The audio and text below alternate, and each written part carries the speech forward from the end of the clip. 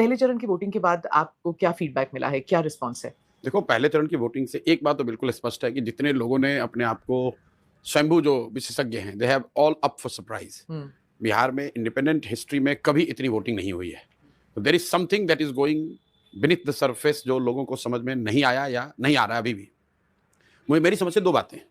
एक तो 30-35 साल का जो एक स्टेटस कोइस्ट पॉलिटिक्स यहाँ चली है, उसकी वजह से लोग धीरे-धीरे ऊब गए थे और पोलिंग परसेंटेज चुनाव आयोग और अन्य सारे तंत्रों के प्रयास के बावजूद बिहार में कभी बढ़ा नहीं है, 50-55 से ऊपर नहीं गया है।